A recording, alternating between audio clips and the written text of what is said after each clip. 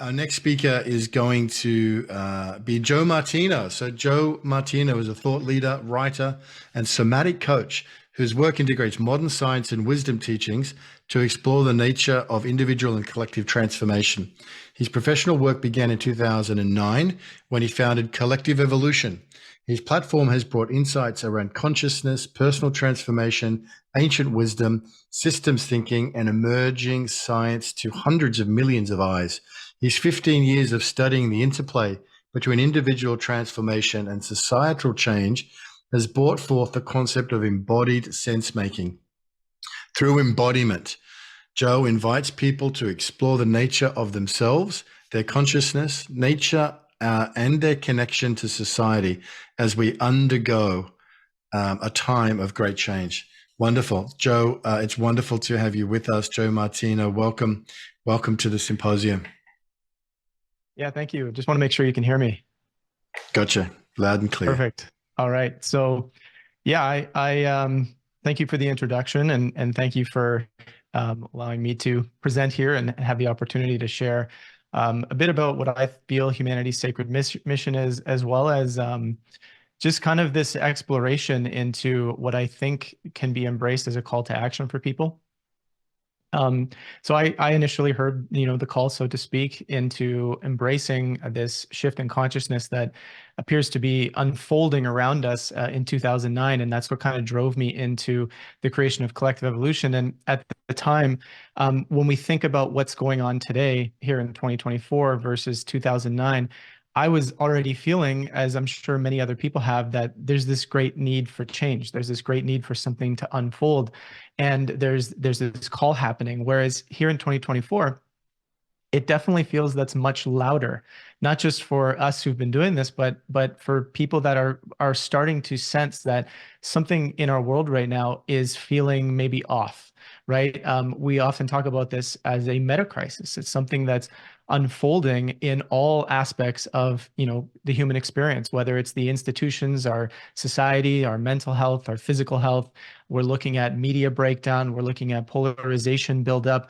We're looking at this deep destruction of our environment, right? We're looking at a loss of meaning, a loss of purpose for a lot of people. And I think those are really, really interesting symptoms of the current ways in which we've been living our lives here on this planet for such a long time, and the worldview and the story that's been driving a lot of that. And as we arrive at this moment of meta crisis, we sense that there's this evolutionary pressure that I think everybody who's spoken so far has touched upon in some way, shape, or form, that something is driving us deeper into inquiry about what is it that we can do and how can we respond to this. And to me, that plays into the question of the sacred mission.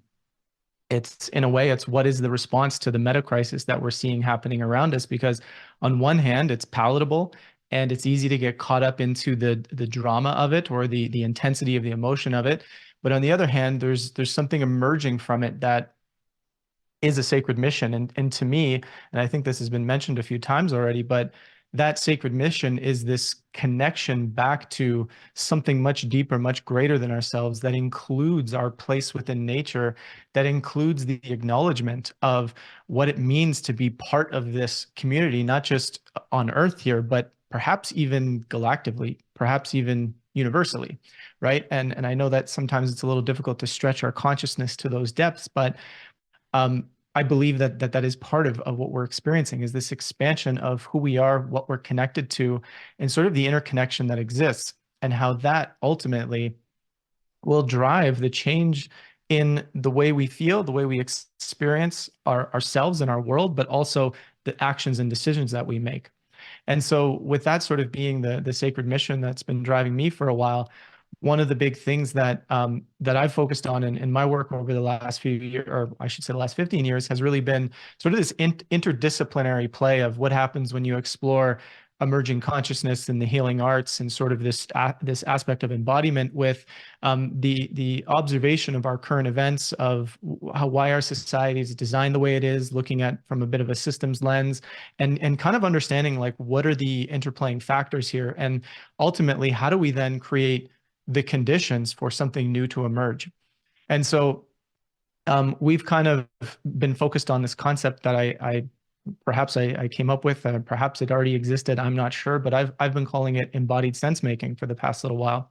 And it's really this idea that when we begin to talk about and explore ideas, can we embody them? Can we bring them into ourselves as a space where it ultimately creates conditions for something new to emerge? So it's almost like we can understand the theory around conscious ideas, we can understand the theory around where we might want to go, but what if we embody that so deeply that the qualities that emerge from that is the actions that are driven by that consciousness, right? So what we've done is we've kind of looked at, kind of through the somatic lens that I've been training in for the last, 4 or 5 years or so, we've been looking at how do you, sort of create the conditions in the physical body where we slow down in our modern world. We start placing our attention in various areas of our body, but we use that awareness as a way to take in our external world and ask important questions, important inquiries, right? This is where, to me, it becomes very practical, because we can be triggered by something that's happening in our world around us, or we can get into conversation with people about what some of the solutions are to the challenges that we have. And we're noticing a lot of polarization, a lot of divide. We can't get on the same page together. And a lot of that, if you are embodied and you kind of look closer, there are moments where we're maybe becoming defensive, or we're maybe othering the other person, or we're maybe not really considering, them as a stakeholder in this whole experience. We're not considering their perception or their experience. And so this process of embodied sense making is really to say, can we embody so deeply that we can integrate every single person's experience, and we can integrate the reality of what's driving our current world now, such that we can, instead of having such a judgment towards it per se, we can see where it's coming from. And then, while embodying a new and emerging consciousness from this place of presence and creating the conditions for something new to emerge, we can then have conversations about what is being felt, what is wanting to come out of us as this sensation, as this feeling of what we could create together. And so one of the big things for me has been this question of, okay, if that is kind of the process of embracing and creating our sacred mission here, what needs to happen on a practical level on a day-to-day basis for people to be able to kind of sense and feel into what it means to become embodied? And with our if we look at our existing system as it is today, there's so much pressure to do a lot. There's so much, I guess you could say, demand, right? We have to pay our bills. We have to do, take the kids to practice or whatever it might be, or all these different things that are going on. Plus, we're paying attention to the news and social media. And I think the biggest key is we got to begin to slow down.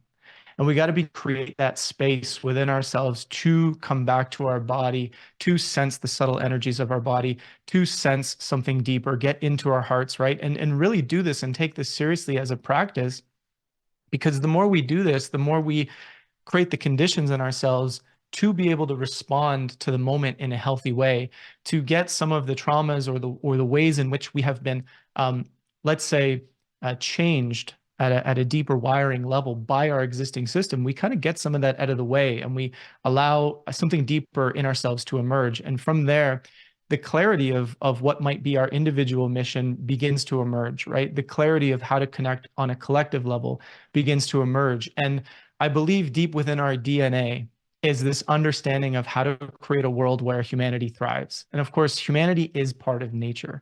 So if humanity's thriving, nature's thriving. We've only separated ourselves from nature in our current worldview.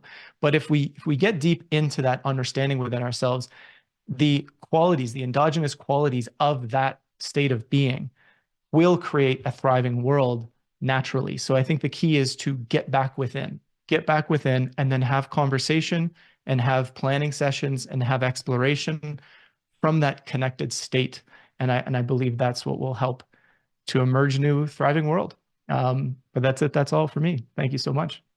Thank you, Joe Martino. That was absolutely brilliant. Thank you, Joe. Really enjoyed very much hearing your expressions of that, and looking forward to learning more about your work and connecting more with it. A lot of really positive comments in the chat. We'll make sure we save that and share it around. Joe, thank you.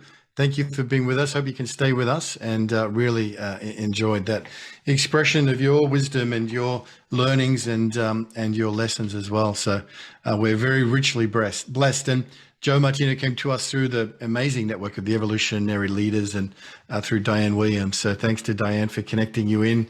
Joe, that was a really great contribution, brother.